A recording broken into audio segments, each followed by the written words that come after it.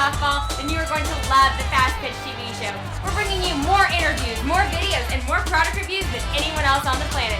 Sit back and get ready. Here's the Fastpitch TV show.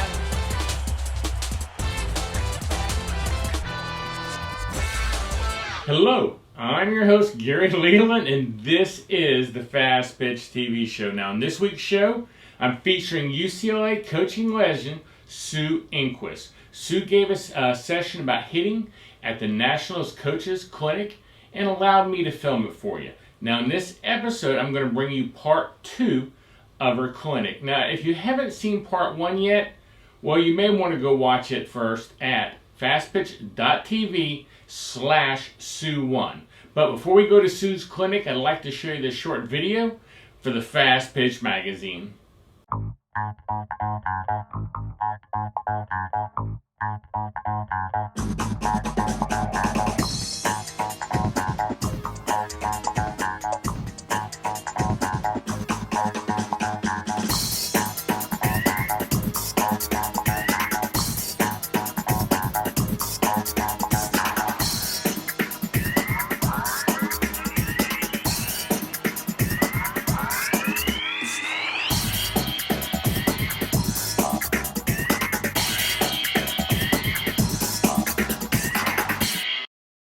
Now that was a preview of the magazine I publish.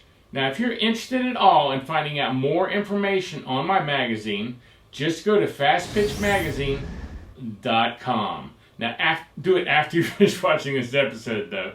Now let's watch part 2 of Sue's clinic. Next is bat lag.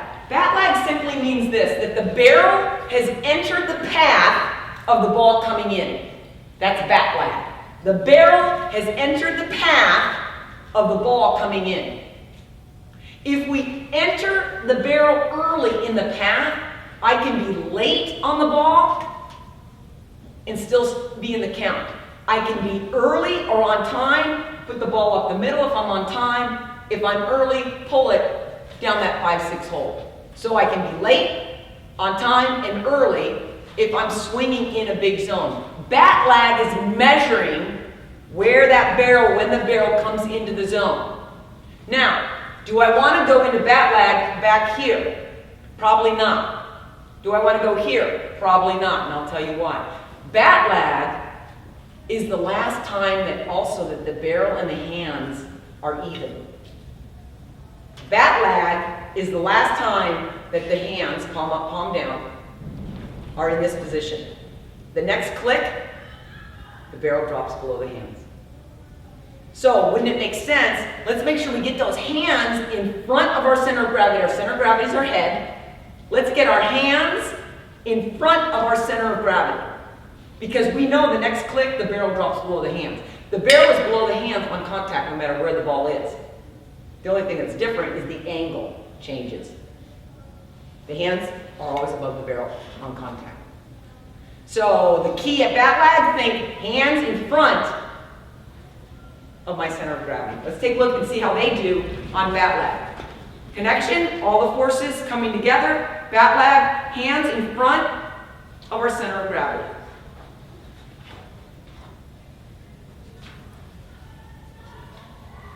So I've identified their center of gravity. Then I'm going to go ahead and just take a box and take a look at, are their hands in front of their center of gravity?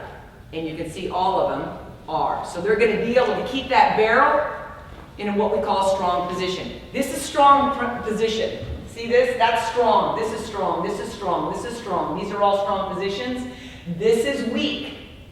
This is weak. When I get to this position early, this is weak. This is strong. Hands are in front. This is weak. Okay? Up here, we want to keep it high, high, high. Keep it high, keep it high, keep it high, keep it high, keep it high. And it's right here that we want bat lag. Hands in front of our center of gravity. Let me go ahead and just show you real quick so your eyes can take a picture of this. Notice that connection, that the barrel is above the hands at connection, and now they're at bat lag. Let me clean up the screen a little bit.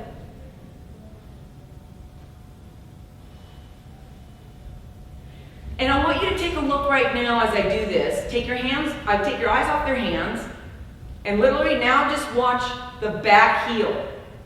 You'll notice there's no bug squishing happening. The heel is simply lifting. Some of them even have their back foot going off the ground. Because what they're doing is they're transferring that weight into the front side without letting the weight get outside their front knee. So this is good. A firm front side keeps my weight centered as I'm getting ready to go through bat lag. This is bad, collapsing and having my weight leak out of my front side. If my weight leaks out, I can't create any force on the ball with the bat, right? If all my weight's here, how can I create any force if my hands are back here? Does that make sense? You can follow me so far? Good. The last phase is contact. Now you're going to notice that some of the balls are low. We've got low balls, we've got medium balls, and we've got high balls. Okay? And what you're going to see on every single one, we're going to start from the base. You're going to notice that every single player has their weight off their backside. Some have rotated their feet a little bit more, meaning that their hips have opened up a little bit more. But everybody's weight is off the backside, meaning they've transferred it into the front. They now have all firmed up that front leg. Some are a little bit more flexed than others. You'll notice that Jess Mendoza has more of a straight leg, Bustos a slight bend, as does Jenny Topping in the bottom right. But this is what also makes these players so great. I want you to notice, I want everyone to look at their left arm. Their left arm, no matter where the pitch is, the elbow is above the hands above the ball. Elbow, here's the high pitch, above the hands above the ball. In other words, if I'm swinging, it's the same swing. I'm going up, elbow goes up, hand is below the elbow, and then the hand's above the barrel. Elbow above the hands above the barrel on contact. Common misunderstanding, misinformation, swing down on that up pitch and swing under the down pitch. We don't do that. And you can see right here, it's illustrated. If my elbow is always above my hands, I'm going to be able to put maximum force on that ball, whether it's up or down in the zone.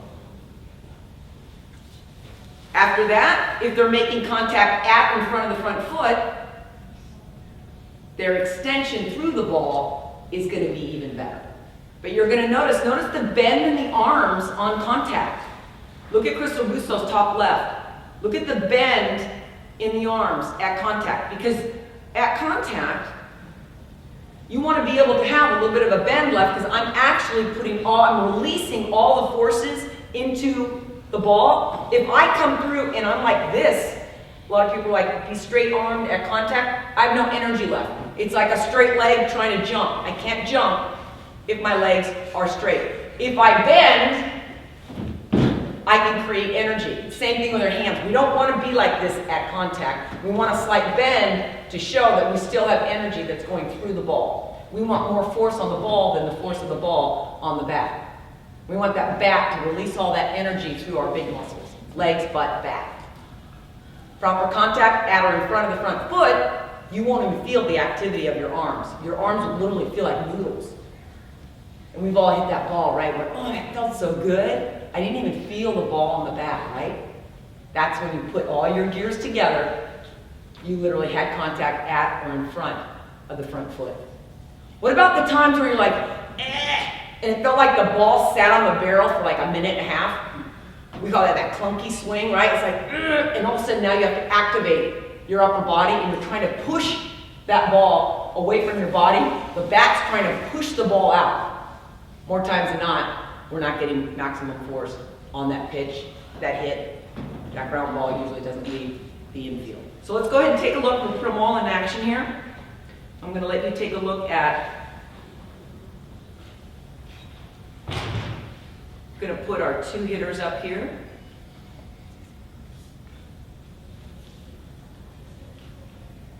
We've got Olympian Lovey Jung on the left, great player from Arizona, and Stacy Newman on the right. Both of them, Olympians, national champions. One's a contact hitter and one's a power hitter. But I'm going to show you right now how their swings are identical.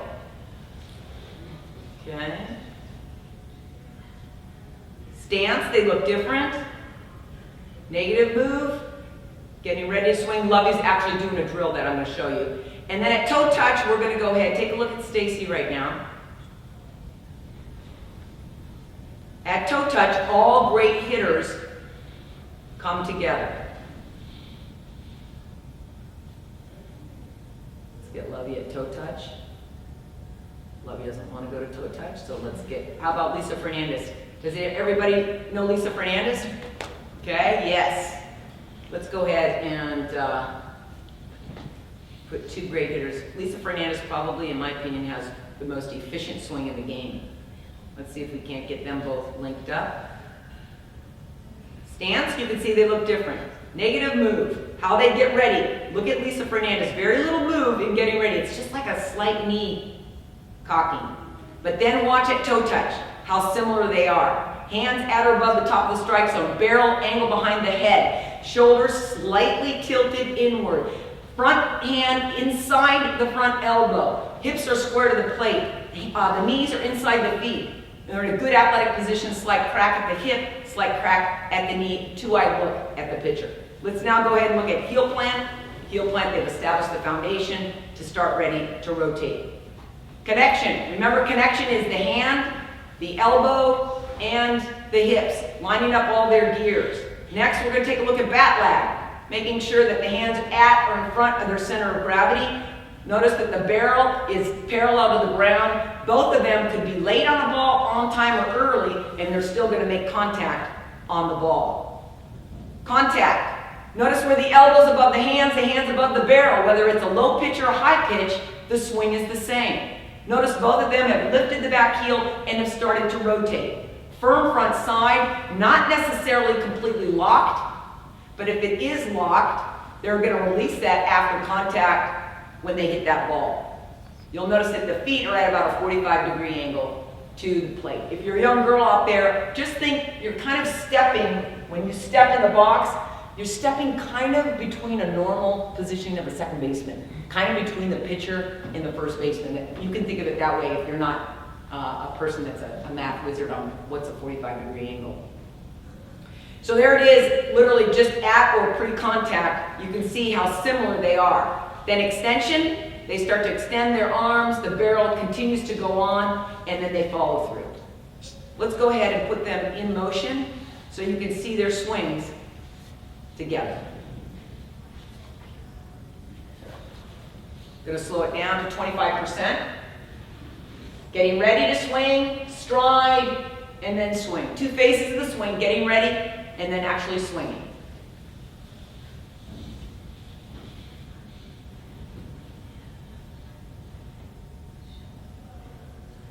You'll notice that the arms are working independently of my torso. Girls, torso, think the square area is torso.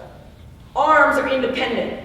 Torso and arms do not swing like this. We don't squish the bug and create a gate swing like this. They work independently, just like throwing, right? If I'm going to go ahead and get the ball, I'm not going to throw like this. The gate swing, this is bad, this is good. These arms are working independent of the torso. So you can see both of them, watch their elbows, how they work independently of each other in the swing.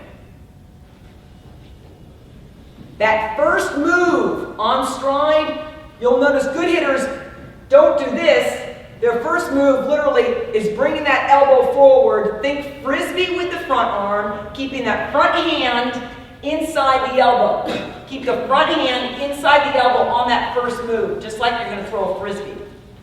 Back arm, think skip a rock. Think skip a rock. Back arm, I'm skipping a rock, dropping that elbow down to line up with the hip. Hip, elbow, and wrist. That's the squish the bug position. This is bad. Pushing is bad. This is bad. Leaving the hands behind. And this is good. Hand lined up with elbow, lined up with the back hip. We don't stop here in the swing, but that's where we stop the film to see if you put all your gears together. Any questions about that part thus far? We're good to go? What I want to do right now is I'm going to give you the basic drills to implement in your practice to help create solutions to some of the weaknesses that you may have in your practices, both as a player and a coach out there. Our main drills that we used were the one arms. What I'm going to do is I'm going to talk to you about the drills, and then I'm going to show you all the drills so you have them in your mind's eye. We use the one arm drill on one knee. We do it. We go ahead and do this drill on one knee, both with our front arm and our back arm. Then we go standing off of the tee with the front arm and the back arm. If I can teach you to feel the position of the front arm and the back arm, I guarantee you're going to be a better hitter. So we're down on one knee, then we stand and do the one arms, okay? Then we put the ball in flight. You heard Leah talk about soft toss with the short net. We do that now, ball in flight with our one arms. And that gives you your progression every single day with your front arm and your back arm. Front arm, keyword, frisbee. So I get ready, I'm in my stance, I'm getting ready to go ahead and make that first move. My first move looks like this. My front arm is inside my front elbow. This is good. This is bad. This is bad. Because if I go out, I'm not going to be able to hit that down and in pitch. We aim for every pitch high and inside. Get ready to swing high and inside, and then I can be in line with gravity, drop my hands, and then I can be in line with the angular forces that want to throw my hands out. So I go high and tight, then it's easy to let go and adjust out, or high and tight and adjust and go down. It's difficult to go out and then try to come back in. It's difficult to go low and try to come back up. So always aim, get ready for the high and tight, and then adjust from there. The walk-up drill is to help us put all of our forces in a linear fashion when we're getting ready to transfer our weight. And I'm going to go ahead and show you, it's called the walk-up drill. The purpose of the walk-up drill is literally to transfer weight into that strong position. The purpose of the walk-up drill is literally transfer weight, getting it into that front side. A lot of our players do this. They stride and they keep their weight back. This is bad. If you do the walk-up drill, you're actually walking and then getting into your toe touch position. So that's a core drill that you would want to use every day. I love this drill. It's called the knuckle drill. You literally take your palm, crunch your fingers, put it on the bat, and this is going to allow, anytime the brain can feel the proper move, you're going to learn more quickly. And the knuckle drill simply is this. I'm going to go ahead and make sure that I'm on time when I make contact. And what we're going to do is we're literally going to swing, everything's the same, and I'm just going to release my top hand. Can you picture what that feels like if you're late? I'm not going to be able to do it. Can you picture what happens if I start too fast? My hand comes off the bat. But if I'm just nice and relaxed, and I've got a grip here, I can actually hold it by itself, put my front arm right here, like I would normally swing the bat, wherever you are in the bat.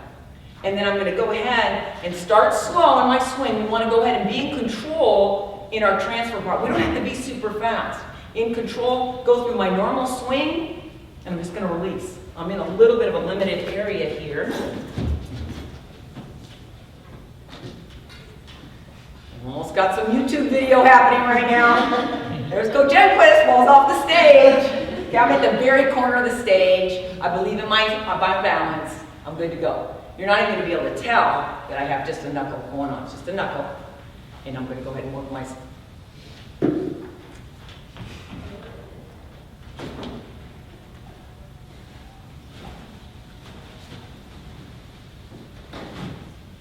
Okay, that allows me to get that release out in front and not out here. That's the purpose of it. Release here, not out there. Question?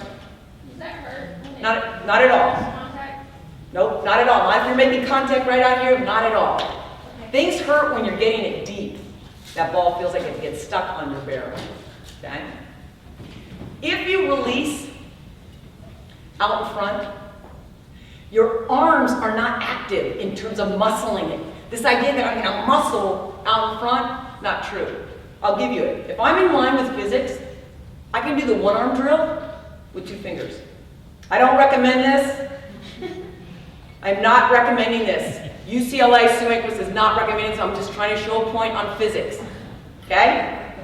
One finger, one thumb. Watch. If I'm in line with physics, I start high and I can release the club head underneath my fingers. Watch. Slow motion. Slow motion. It's effortless. One finger. Watch. One finger. Other hand. Because I'm in line with physics. My arms aren't doing anything. It's all my big muscles that are creating this energy. Slow motion. Now I go ahead and put them all on.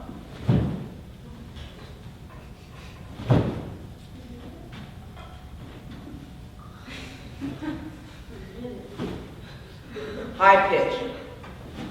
Middle pitch. Down pitch. Down and in. 2 strikes. I can still go down there and get that. Because I start high, then I go ahead and drop. And release that barrel. Does that make sense? Help to see that? Great.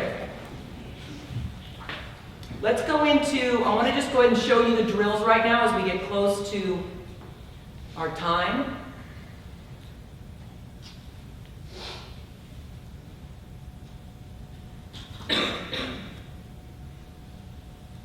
I'm going to go ahead and put the drills up and just literally talk to you about the emphasis of each one, okay?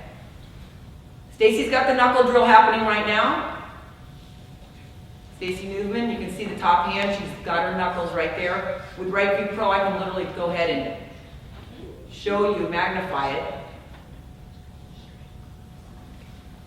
Here's the knuckle live.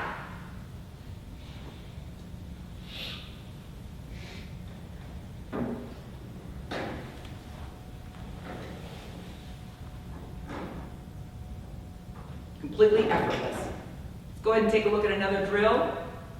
We'll go through a handful of drills.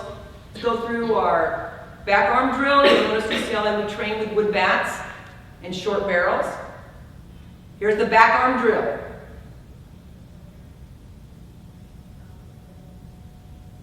Just think skip the rock with the back arm. Notice the back heel is lifting and rotating. Notice her posture, head over the belly button. Good strong position. Notice the barrel of the bat above the hands. Skip the rock, leading with the elbow. Elbow catching up, lining up with the hips to make good contact. Let's go ahead and show you the front arm drill. These are drills that you're going to do every day before practice starts so you can get better.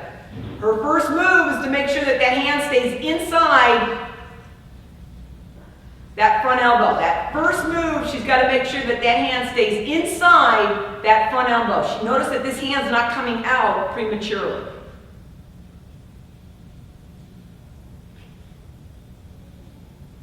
Nice strong position. Keeps the bend in the elbow, releases it sequentially, elbow and then wrist when she hits. Andrea Duran doing front arms, wood bat with the small barrel. We normally hit between a 12 and 17-inch barrel. If you train with a 6-inch barrel, imagine how much easier it is when you're swinging the big barrel.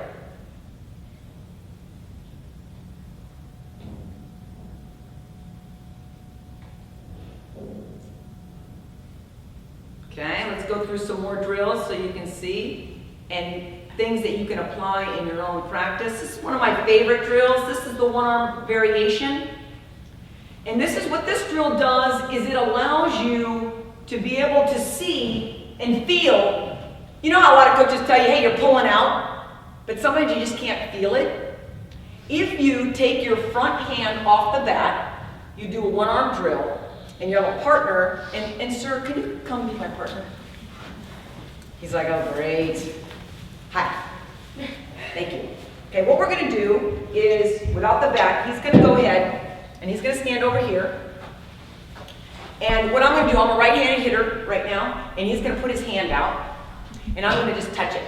Now my brain can see, okay, something's going on here. I can feel his contact. Can you see if I become a gate swinger, or I pull out, or I fly open? How many times have we heard coach say that, right? It's because we do this. That's our first move. Remember I said keep your hand inside the elbow? Your first move should feel like this. See the difference? The front arm is independent of the back arm. They're not working as one like this, they're working independently. So the first move is like this. So think squish the bug, think squish the bug, wrong. Think skip the rock with the backside, and literally just keep contact with your partner. And it looks like this in slow motion. And then when I release here, I can let go. So it looks like this. This is good. That's good. This is bad.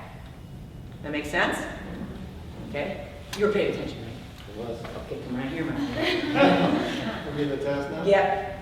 Okay? So all he's going to do right now is he's first going to just get that feeling of skip the rock and just keep that right there without it wanting to go out there. Just go ahead and skip the rock and stop. Just skip the rock. Beautiful. Beautiful. You want to make sure he keeps his posture. You want to make sure his head stays over his belly button. Right here. Go ahead. Great. That's great. Lift up that back heel and rotate. We want to stay away from squishing the bug. Try it again. Good. Now go ahead and do a batter. Okay? So you fly open. You can see the front hand disconnects with my hand. And that's a great field drill. Okay? Hey, give it up. Thank you. That's a front arm partner drill, okay?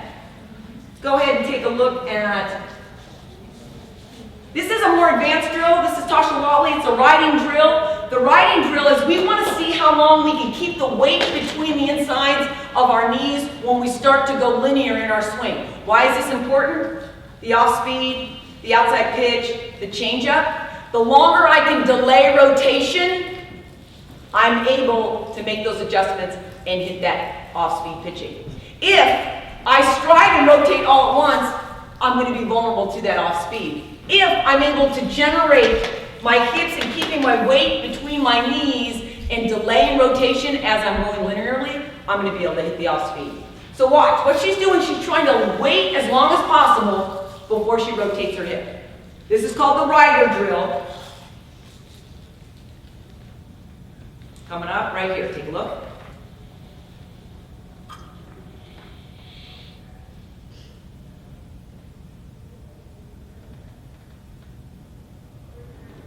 Just delaying rotation. Does everybody see that?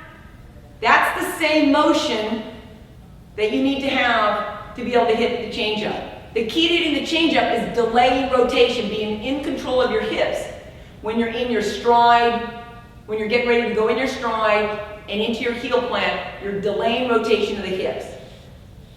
And everybody always asks, well, I wish I could just see that in a game. I want to be able to see a game shot. Let's see if we can pull up a shot in the game. Let's go ahead and take a look. Here's a game shot. Andrea Duran. Let's take a look.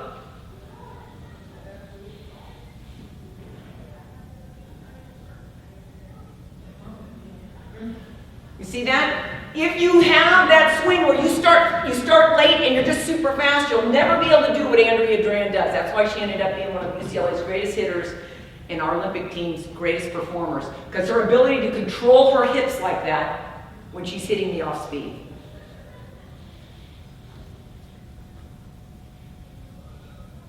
Let me go ahead and show you a couple more drills here. Front arm. See if we can get them both synced up. Tasha Watley, Amanda Freed with our front arms. Let's see here.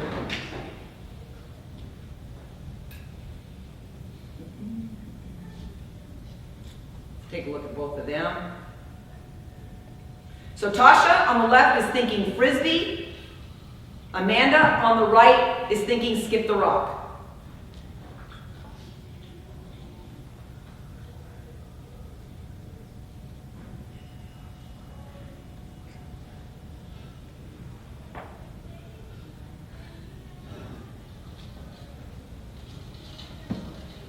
We're going to switch Tasha so you can view it easier. Front arm and back arm. Watch the back heel. It's lifting and the foot is rotating. Notice that the elbow is coming first on both swings and unlocking the elbow and then the wrist. Notice the hands are above the ball no matter where the pitch is.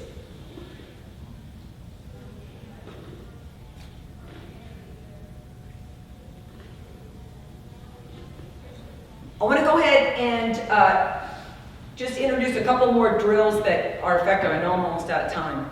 There's a company that makes, don't work for any of these companies. It's called Accelerate. If you're interested, you can drop me an email, I'll send them to you. But it has a change-up ball that's foamy. It's got a lot of air in it. And then a regular ball that's more dense. And so these are little front toss balls that you can use at practice, where you can learn, in essence, with the little Accelerate balls, you'll learn this swing. Fastball, change-up. Fastball, change-up. Delaying rotation of the hips, this is a great drill.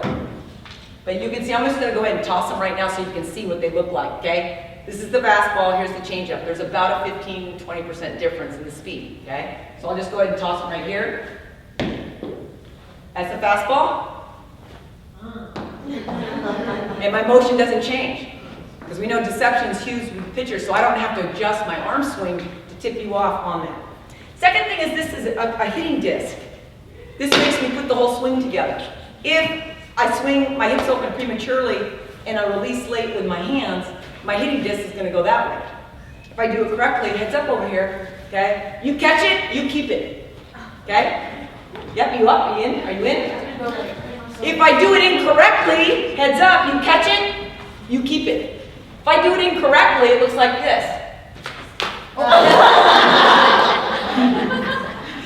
You get to keep that because that's slammed in your forehead. Okay? And if I do it correctly, hopefully, it will actually rotate out in front. Ready? Off the wall! Ow! Give it up! Okay? I'll show you the next one. You ready back there? See if we can do it. See, if I go too fast, it's going to either come on top and it will go this way. I will release too early, it goes that way. If I do it right, it should just go right out that way. But sometimes be ready. Sometimes it doesn't work, okay? You get that? You can see, oh, perfect. She put all her forces out, released out in front, and it went out there. Go ahead and keep that. That's for you for serving the game so much. That's the hitting disc. One more, because I know coaches don't have a lot of money. It's called the Chuck It. Go to PetSmart. You know that long plastic thing with the tennis ball at the end? We use that for one arms. Okay? They only cost, buy one, they cost like $9. And we use that so everyone understands the relationship in the front arm and the relationship with the back arm. So it's called the Chuck It, and it's a great drill to go ahead and use. The long tee. Long tee simply means this. Most of the times when we get up there, we hit our tee work. We have the sock net that's about 3 feet in front of our, or 6 feet in front of our tee. Add it, literally put it 20 feet away from the tee. It's called the long tee. And what that shows you is if you're spinning off the ball, you'll miss your sock net. So instead of having the sock net about, 4 to 5, 6 feet in front of your tee, put it 20 feet and see if you can't hit the sock net off the tee. That's a great drill to see if all your forces are lined up. We want to shoot to put everything UTM, or what we like to say is up the middle. I'm going to have another hitting session to cover the rest of our problems and solutions, but in general, Coach, that's a lot of information. I don't have video. I don't have money to buy RightView Pro. I don't have any of that. Give me 3 things. Teach your players to think swing on every pitch and then stomp the swing if it's outside the strike zone. Think attack when you get to toe touch. Think attack, all you have to remember is head over the belly button. Make sure that you're in the skip the rock position. We've lined up all our forces to be able to put maximum force on the ball. And last, we contact at in front of our front foot, making sure that we've got our back heel lifted and rotated. We do not squish the bug when we hit a baseball or softball or anything in sport. It's linear to rotational. The heel lifts and rotates. Any questions from me? Do you need a softball bat? Do you want to save $30? SoftballJunk.com is offering an additional $30 discount off the price of all non-sale softball bats on their website. That's right, $30. So the next time you buy a bat, go to SoftballJunk.com and enter the code FPTV30 during checkout. And wham! You just put a cool $30 in your pocket. Welcome back. Now that last short clip, that was my daughter Amanda, and she was telling you about my website, softballjunk.com. Make sure and write down the code number she gave you, and that was FPTV30, because anytime you buy a softball bat on my website or in my store, you can use that code at checkout and save yourself $30. And you can use the code over and over. It's really a great deal. You just need to remember the code, and the code again was FPTV30. Now, if you enjoy the show, all I ask you to do is at least check out my website, softballjunk.com. The next time you're buying bats, gloves, any kind of softball equipment. Now, if I offer you a competitive price or a better price, well, please buy from me and show some support for the show. I can tell you it's a great way to support what I do here. I hope you enjoyed Sue's session, and please tell your friends about the show, and make sure you go and take a look at my website, www.fastpitch.tv. Until next time, this is Gary Leland saying goodbye, and thanks for watching. This show is a member of the Fastpitch TV network. See all our shows and blogs at www.fastpitch.tv.